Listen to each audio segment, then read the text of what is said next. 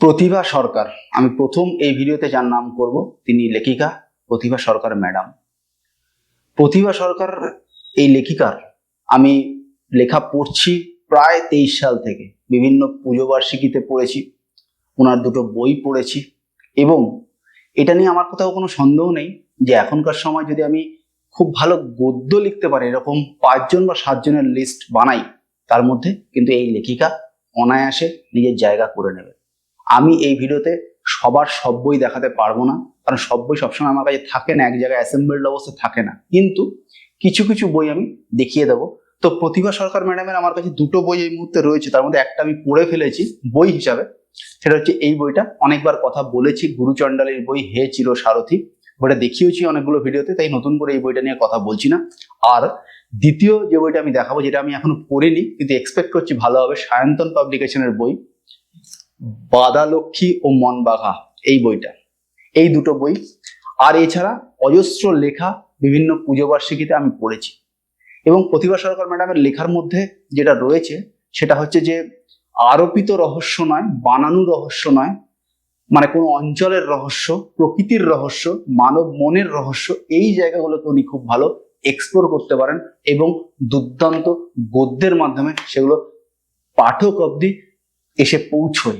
এটা হচ্ছে দুর্দান্ত একটা ব্যাপার উনার লেখার মধ্যে রয়েছে। দ্বিতীয় আমি যার নামে চলে যাব, তিনি হচ্ছেন লেখক শ্রী পরিমল ভট্টাচার্য। পরিমল ভট্টাচার্যের সাতগার হাওয়াতাতিরা, এই বইটা আমি এখনো পড়িনি, কিনে রাখা আছে, এখনো পড়া হয়নি। কিন্তু ওনার যে বইগুলো আমি পড়েছি সেগুলো হচ্ছে সাংগ্রিলার খোঁজে, রয়েছে ডোডো পাখি বলে একটা বই, দার্জিলিং বলে একটা বই। উনার লেখার মধ্যে একটা আলাদা ক্যাপটিভেটিং ব্যাপার রয়েছে। এবং আমি যেটা প্রতিভা সরকারের ক্ষেত্রে বলছিলাম, পরিমল বাবুর ক্ষেত্রে সেটা সত্যি যে এনারা কিন্তু আরোপিত রহস্য নিয়ে, বানানো রহস্য নিয়ে খুব বেশি মাথা ঘামান না। এদের কাছে রহস্য যে চোখের সামনে একটা জিনিস দেখছেন, ওটাই এদের কাছে রহস্য। এবং এই রহস্যটা এনারা এত, মানে কি বলবো, মানে এত অনায়াস ভঙ্গিতে উন্মোচন করতে পারেন পাতার মধ্যে, পেজের মধ্যে, যে পাঠক মুগ্ধ হয়ে যান। আমি এখনো আনন্দ পুরস্কার প্রাপ্ত বই সাতগার হাওয়াতাতিরা পড়িনি, না পড়েই এই ভিডিও বানাচ্ছি। এবং সেটা না পড়লেও এটুকু বোঝার জন্য যথেষ্ট, পরিমল ভট্টাচার্য আরেকজন লেখক যিনি মাইন্ড ব্লোয়িং গদ্য লেখেন। এখানে আমি একটা কথা বলবো, সেটা হচ্ছে যে আমি এই ভিডিওটা বানানোর আগে সপ্তাহ তিনেক একটু R&D করছিলাম। আমি সোশ্যাল মিডিয়ার বিভিন্ন বড় ফেসবুক গ্রুপে প্রতিভা সরকারকে নিয়ে সার্চ করছিলাম। পরিমল বাবুকে নিয়ে যদিও বা কিছু কিছু পাওয়া গেছে, প্রতিভা ম্যাডামকে নিয়ে খুব বেশি কিছু কিন্তু আমি পাইনি। এখানে একটা কথা বলা দরকার, যেহেতু আমি মানসিকভাবে মাঝামাঝির একটা অবস্থানে থাকি, মিশ্র অবস্থানে থাকি, এটা আমি বইমেলার সময় অন্য একটা ভিডিওতে বলেছিলাম, এটা খুব বেশি ব্যাখ্যা আমি করছি না। কিন্তু তাই জন্য ফেসবুক পুরোটা ডিকটেট করবে এটা ঠিক নয়, এটা কখনোই ঠিক নয়। আমি নিজেও ডিজিটাল ব্রেকে থাকি, সারাদিনে একটা নির্দিষ্ট সময় আমি ফেসবুক চেক করি না, কারণ এটা খুব দরকার আমার কনসেন্ট্রেশনের জন্য, আমার কাজের জন্য এবং আমার বই পড়ার জন্য। কিন্তু ফেসবুকে কোনো চর্চাই কেন হয় না এই ধরনের দুর্দান্ত সাহিত্যিকদের নিয়ে, সেটা আমার বোধগম্য নয়। হয়তো কখনো কোনো কেস স্টাডি করে আমি সেই কারণগুলো নিয়ে আসতে পারবো, কিন্তু এটা খুব আনফরচুনেট যে প্রতিভা সরকারকে নিয়ে ফেসবুকে সেভাবে কোনো গ্রুপে কোনো বই রিভিউ লেখা হয় না। খুবই মানে সারপ্রাইজিং এই বিষয়টা, কিন্তু সারপ্রাইজিং হলো দিস ইজ ট্রু। কিন্তু এটা হওয়া উচিত নয়, তার কারণ পাঠকদের উচিত ওনার বই পড়া এবং পাঠ প্রতিক্রিয়া জানানো। কিন্তু সম্ভবত আমি যেটা বললাম যে বানানো গল্প, বানানো রহস্য নয়, এক্সিস্টিং রহস্য নিয়ে এরা কাজ করতে ভালোবাসেন। অর্থাৎ চোখের সামনে রাস্তা দেখছি, রাস্তাতেই রহস্য রয়েছে। এই যে ব্যাপারটা, এই ব্যাপারটা হয়তো পাঠক সংখ্যা কম, বা হতে পারে সেই পাঠক সোশ্যাল মিডিয়ায় নেই, সেটা হতে পারে। কারণগুলোর মধ্যে আমি ঢুকছি না। তো ভিডিও শুরু করে দিলাম। দুজন লেখকের নাম বা একজন লেখক একজন লেখিকার নাম আমি বলেও দিলাম। এই ভিডিওটা হচ্ছে কন্টেন্টের ভিডিও নয়, অর্থাৎ কোন গল্প ভালো, কোন গল্পে ক্লিফ অ্যাঙ্গেল আছে, কোন গল্পে মোচড় আছে, এই সমস্ত কিছু না। I am not worried. এই ভিডিওটা হচ্ছে সহজ কথায় কারা লিখতে পারেন, কারা বাক্য লিখতে পারেন, কারা সেন্টেন্স লিখতে পারেন, কারা ডেসক্রাইব করতে পারেন, সেই সমস্ত লেখক লেখিকাদেরকে একটা লিস্ট আউট করেছি আমি এই ভিডিওতে। নমস্কার, আমি রক্তিম, আপনাদের সবাইকে আরো একটা ব্র্যান্ড নিউ ভিডিওতে স্বাগত। আশা করছি আমি একটা ভালো ভিডিও আপনাদেরকে অফার করছি, আমার সঙ্গে থাকুন। এরপরে আমি যার কথা বলবো তিনি হচ্ছেন লেখক সব্যসাচী সেনগুপ্ত। একটাই বই পড়েছি, একটাই বই যথেষ্ট এই ভিডিওতে লেখক সব্যসাচী সেনগুপ্তকে নিয়ে কথা বলার জন্য। কারণ এই সেন্টেন্স এবং ডেসক্রিপশন কোন উচ্চতায় যেতে পারে, কোন লেভেলে যেতে পারে, সেটা এই চাঁদের সিঁড়ি এই বইটা পড়লে বোঝা যায়। আরো একটা বই আমি খোঁজ করলাম ওনার, অন্য একটা প্রকাশনার, তো সেই বইটা পড়বো আমি। তো এইটা হচ্ছে লেখক সব্যসাচী সেনগুপ্ত কিন্তু তার জাঁচ চিনিয়েছেন কোন উচ্চতায় এনারা যেতে পারেন। এইটা হচ্ছে এই ভিডিওর উদ্দেশ্য। কারণ আমার যেটা মনে হচ্ছে সেটা হচ্ছে যে নানা কারণগুলোর মধ্যে আমি ঢুকছি না, লেখা অনেক বেশি ঘটনাবহুল হচ্ছে, মানে একটা লোক একটা জায়গা থেকে আরেকটা জায়গায় যাচ্ছে, এই ডেসক্রিপশনটা অনেকটাই কমে যাচ্ছে। এই ভিডিওর শেষের দিকে আমি এমন কিছু লেখকদের কথা বলবো যারা নিও ক্লাসিক্যাল স্টাইলে গল্প বলছেন, অর্থাৎ তাদের গল্পের মধ্যে ঘটনা যেমন থাকে, কন্টেন্ট যেমন থাকেন, কিন্তু তারা একই সঙ্গে বাক্য এবং বর্ণনায় ফোকাস করছেন, নজর দিচ্ছেন। কিন্তু প্রথম দিকে সেই সমস্ত লেখকদের কথা বলি যারা এগুলো নিয়ে খুব বেশি বদার্ড নন, তথাপি তাদের লেখা পড়তে দুর্দান্ত লাগে। এরপরের লেখক হচ্ছেন লেখক রাজা ভট্টাচার্য। রাজা ভট্টাচার্যের যে বেঙ্গল রেনেসার যে সিরিজটা রয়েছে এবং রামায়ণ নিয়ে নিজের লেখাগুলো লেখেন, ঠিক আছে, তার অনেকগুলো পড়ি। বেঙ্গল রেনেসা মানে রামমোহন, বিদ্যাসাগর, এই সমস্ত কিছু নিয়ে ওই লেখাগুলোর কিন্তু বর্ণনা এবং সেন্টেন্স দুর্দান্ত। এবং রাজা ভট্টাচার্য ওই সিরিজটা একটা খুব ইম্পর্টেন্ট কাজ করেন, উনি ইনফোডাম্পিংকে এড়িয়ে চলেন, মানে লম্বা লম্বা লাফ দেন এবং লাফ দিয়ে দিয়ে মানে এমন একটা কায়দায় উনি লেখেন যে কায়দাটার উদ্দেশ্য হচ্ছে পাঠককে ওই চরিত্রটাকে খাড়া করা। যখন আমি রামমোহন পড়েছি, এখন আমি দ্বারকানাথ পড়ছি, আমি লক্ষণ চরিত মানুষ পড়েছি, আমি দেখেছি লক্ষণ, রামমোহন এরা যেন কার্যত চোখের সামনে চলে আসে, অনেকটা সুনীল গঙ্গোপাধ্যায়ের প্যাটার্নে, যেটা রানু ও ভানু, বা যেটা আপনার ওই লালন ফকিরকে নিয়ে লেখা মনের মানুষ, এই সমস্ত লেখাগুলোর যে কায়দা, রাজা ভট্টাচার্য কিন্তু সেই কায়দায় এই লেখাগুলো লেখেন এবং ওনার উপন্যাস বা ওনার বাক্য এবং ওনার বর্ণনা আমার ভালো লাগে। এরপর বলবো এখনকার সময় আক্ষরিকত্বে একজন খুব তারকা লেখক এবং আনন্দ পুরস্কার প্রাপ্ত সরঞ্জিৎ চক্রবর্তীর কথা। সরঞ্জিৎ চক্রবর্তীর সব লেখা আমার ভালো লেগেছে এমনটা নয়, আমার এই চ্যানেলেই আপনারা দেখবেন অনেক ভিডিও রয়েছে যেগুলোতে কিছু লেখা ভালো লাগেনি, সেগুলো আমি বলেছি। কিন্তু ঘটনা হচ্ছে বাক্য এবং বর্ণনা, ওই ধোঁয়া ধোঁয়া যে একটা ব্যাপার, ওটা কিন্তু সরঞ্জিৎ চক্রবর্তী দুর্দান্ত করতে পারেন এবং সরঞ্জিৎ চক্রবর্তীর লেখা আমার কিন্তু ভালো লাগে।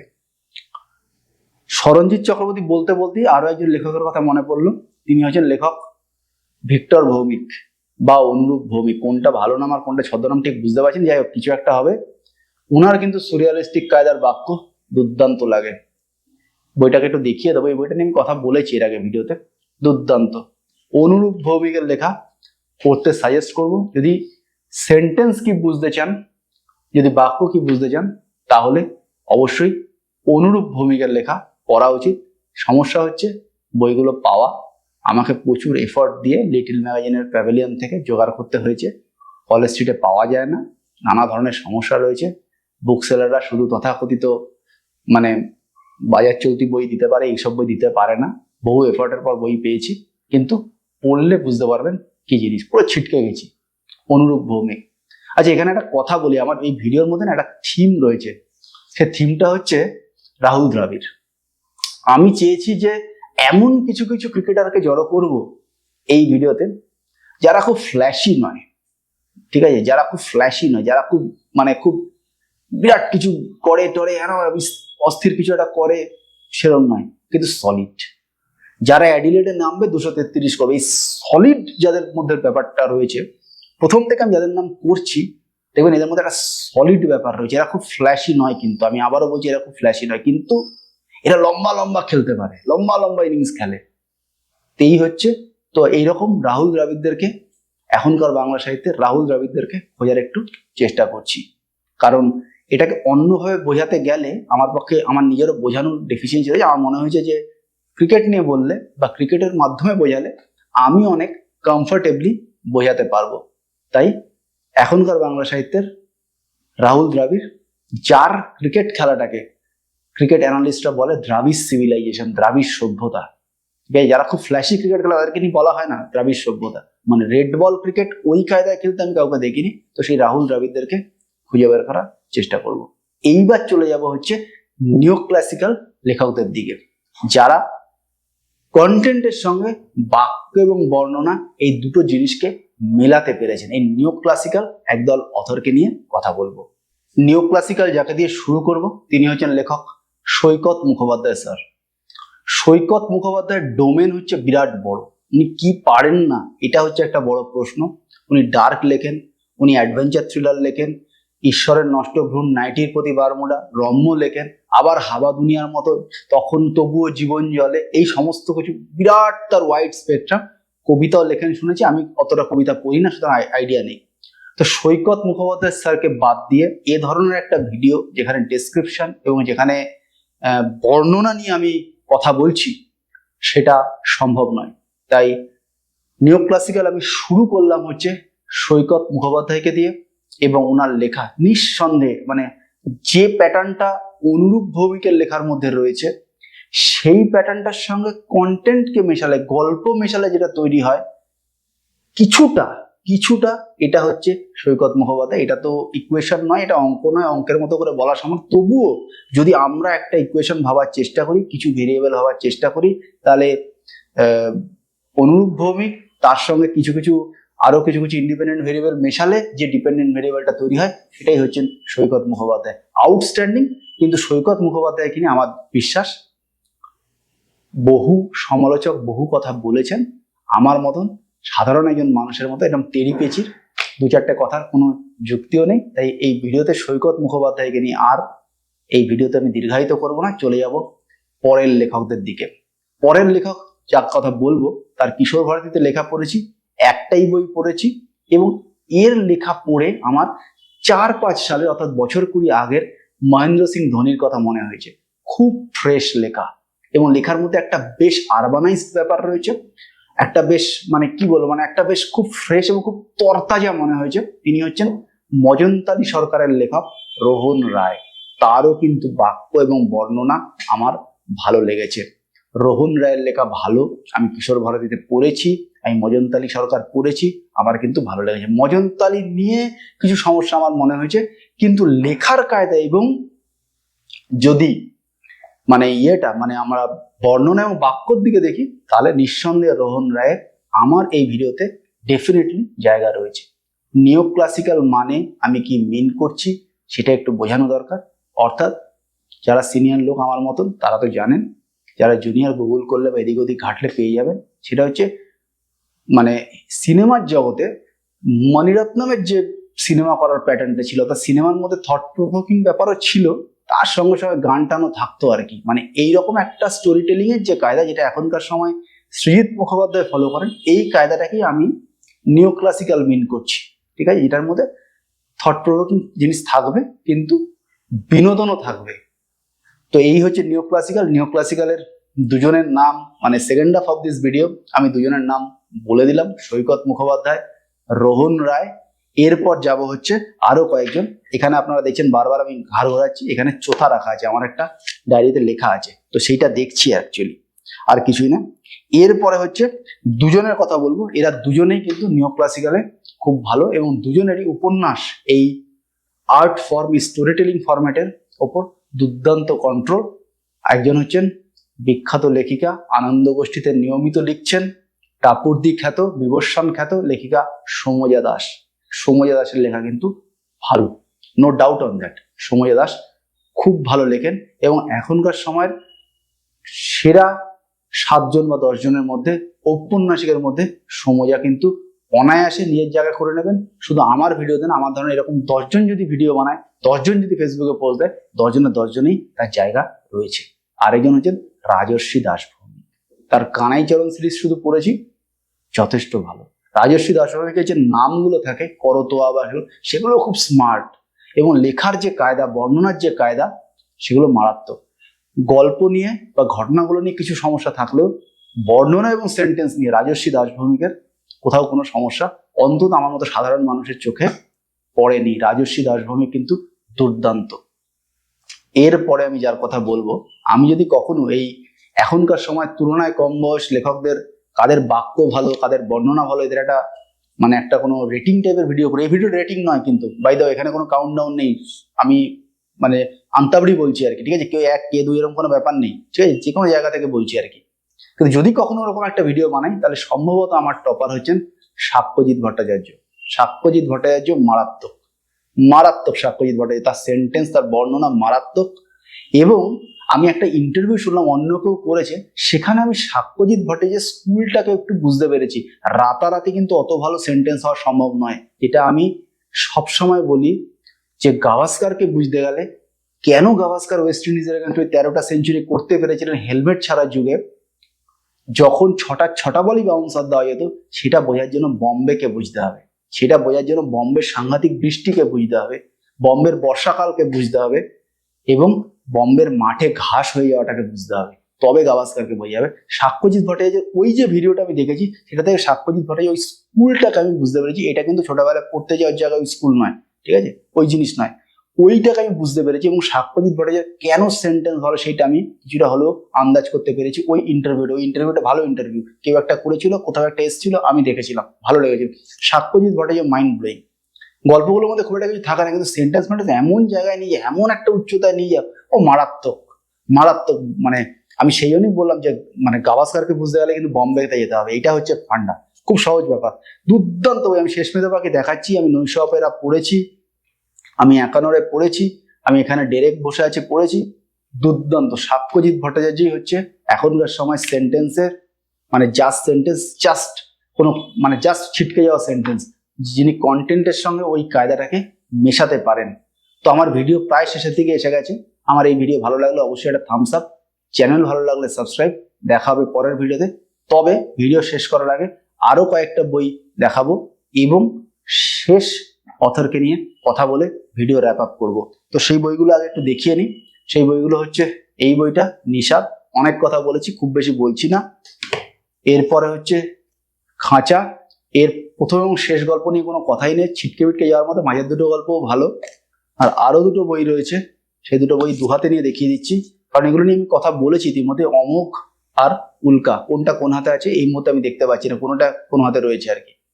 তো এই হচ্ছে 4টে বই নিয়ে কথা বলার, এবং এই নিও ক্লাসিক্যাল এই কায়দার আমার শেষ লেখিকা ইনি। এবং ইনার লেখার মধ্যে অদ্ভুত একটা ক্যাপটিভেটিং ব্যাপার কিন্তু রয়েছে। এবং আননোয়িংলি অনেক সময় পাঠকদের এই যে মানে ধরুন এই দর্শনা সিরিজ বা নিষাদ, এই যে মাচ অ্যাপলোডের একটা জায়গা আস্তে আস্তে রিচ করছে, এবং অলরেডি রিচ করে ফেলেছে মাচ অ্যাপলোডের জায়গা। এবং আমার ধারণা পরের দিকে উমেশনাথও করবে, উমেশনাথের বই আর দিন ছিল না, উমেশনাথও করবে, আরো বড় উপন্যাস লেখা হলে নিঃসন্দেহে করবে। এটার কারণ কি? এটার কারণ কি শুধুই গল্প? তা কিন্তু নয়। কারণ যখন পাঠক পড়ে, তখন অনেক সময় পাঠকদের এটা সমস্যা, সে বুঝতে পারে না কেন ভালো লাগছে। ভালো তো লাগছে, কিন্তু কেন লাগছে বুঝতে পারে না, রাইট? এই কেনর উত্তর খুঁজতে গিয়ে আমি বুঝতে পেরেছি এখানে কিন্তু বর্ণনার একটা ব্যাপার রয়েছে, ঠিক আছে? বর্ণনা এবং সেন্টেন্স, এই দুটো জিনিসের যথেষ্ট ইম্প্যাক্ট রয়েছে। এবং আর একটা জিনিসের ইম্প্যাক্ট রয়েছে নিষাদের এই মাচ অ্যাপ্লডেড সাকসেসের। সেটার কারণ হচ্ছে নিষাদের ফরম্যাটটা খুব স্পেসিফিক ফরম্যাট। মানে নিষাদকে না অন্য কোনো ফরম্যাটে কনভার্ট করতে গেলে বেশ বেগ পেতে হবে। মানে ব্যাপারটা কিছুটা এইরকম যে পথের পাঁচালীকে স্টেজে করা অতটা সহজ নয়, পথের পাঁচালীকে ওই সিনেমাই করতে, কারণ ওরা আউটডোরে। যে নিষাদের ব্যাপারটা ওরকম, মানে অন্য কোনো ফরম্যাট নিষাদকে নিয়ে গেলে সেটা ভালো এফোর্ট দিতে হবে আর কি, যাবে না এরকমটা নয়, ভালো এফোর্ট দিতে হবে। অর্থাৎ এতটাই এক্সক্লুসিভনেস রয়েছে ওটার মধ্যে, মানে ওটাকে এনজয় করতে গেলে ওই বইতেই এনজয় করতে, এই এক্সক্লুসিভ ব্যাপারটা নিষাদের মধ্যে রয়েছে। এবং সেটাই এই সিরিজটার এই হিউজ সাকসেসের কারণ। অনেক সময় কিন্তু পাঠক এটা বুঝতে পারে না, আমিও বুঝতে পারিনি। তারপরে আমি এটাকে মানে একদম পেপার লেখার কায়দায় বিশ্লেষণের মধ্যে গেছি যে কেন ভালো লাগছে, তখন এটা আমার কাছে আস্তে আস্তে আস্তে আস্তে পরিষ্কার হয়েছে। তো নিও ক্লাসিক্যালে এই যে কয়েকজনের কথা বললাম যাদের তুলনায় কম বয়স, এরা কিন্তু they are going to be huge in coming days, coming 1 decade. যদি লেখার মধ্যে এরা থাকে, দুর্দান্ত কিছু করবে। তো দেখাবে পরের ভিডিওতে, ততদিন ভালো থাকবেন, টাটা।